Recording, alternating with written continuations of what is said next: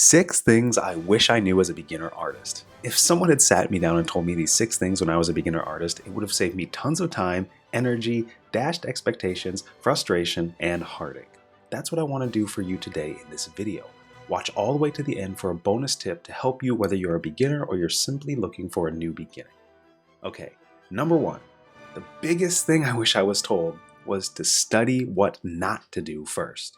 Oftentimes we hack away at something in the beginning and there are those who have already, mastered it.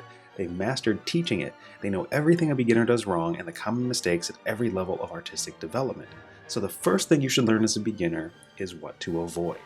So here's a short list to get you started. Avoid making tons of hairy, sketchy lines, working mostly from imagination, hacking away without learning the basics, attempting huge ideas with no or few techniques, never checking for errors by rotating, flipping, and zooming out of your canvas, drawing for 9 hours in one day and then not at all for the rest of the week, drawing any more than 4 to 6 hours a day even with adequate breaks, putting tons of pressure on yourself to improve, making tons of random marks with no idea how to clean them up, losing your excitement for drawing, letting a setback stop you, thinking you are the art you made, and if it's bad, you're bad.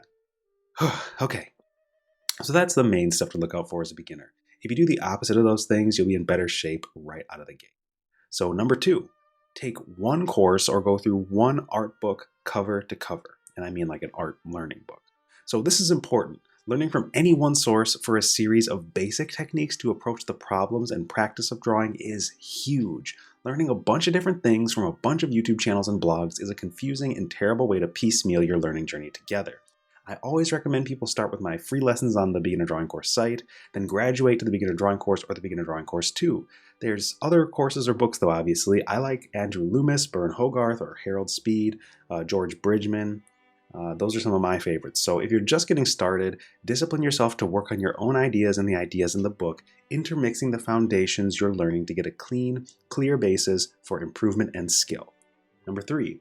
Don't lose track of your excitement, joy, or peace when it comes to your ideas and the expression of them.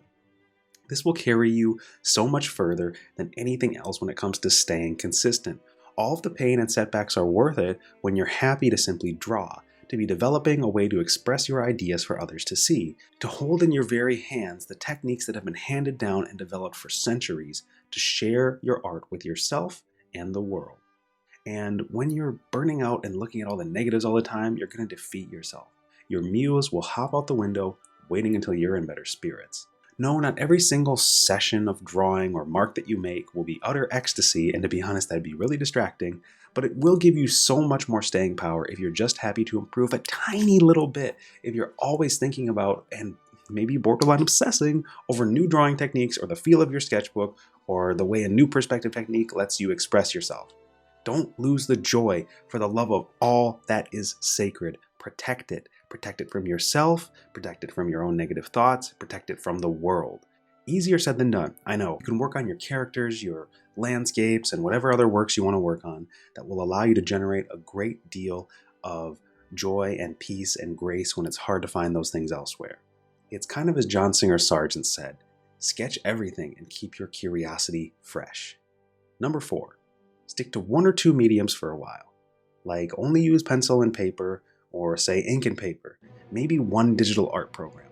The basics are the basics for a reason. They translate to every medium and every form. If you're always using a new custom brush or trying a different program, you're never settling in enough to see the gains of skill in that area, even if you're practicing fundamentals. So stick to one way of doing things when it comes to your medium. Vow to only work in one traditional medium and one digital medium. That's it. Any more than that, you're going to be playing around and experimenting too much. There can be a small experimentation phase in the beginning where you try a bunch of them and then just stick to the ones that feel the most natural. Number 5, stick to one process for sketching, refining, and finishing. So one of the biggest mistakes that stops you from growing is constant experimentation.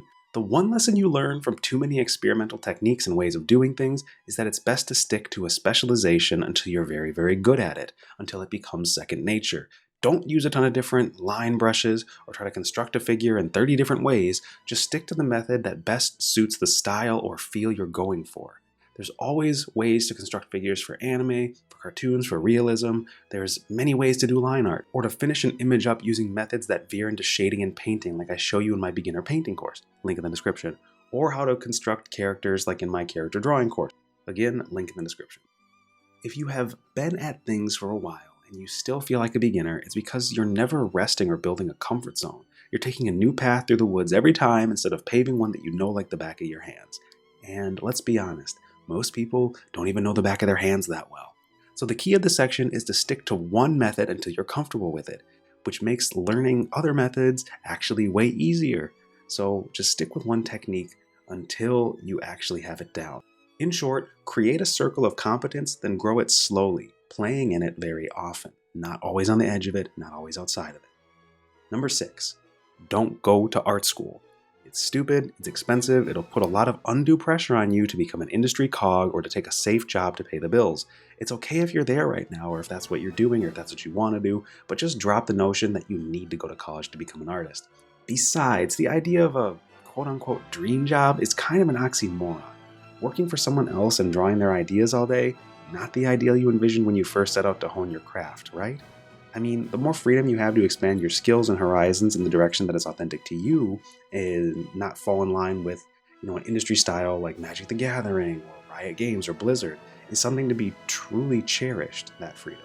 So if your dream is still to work in the industry, then just hone your abilities and make connections with the people who work in those roles or hire for those roles. You don't need art college to do that.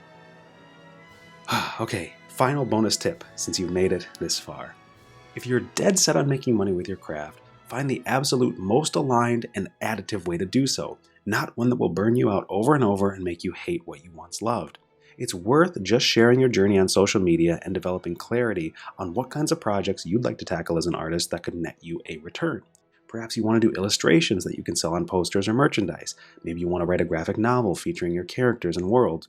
Or you could just want to keep climbing the ladder of skill, building bridges for those who are on their way up the mountain. It's nice to open up another stream of income for further expression and joy in your life by pursuing something you're interested in. The problem comes when you farm out your skills for things you don't have any attachment or connection to.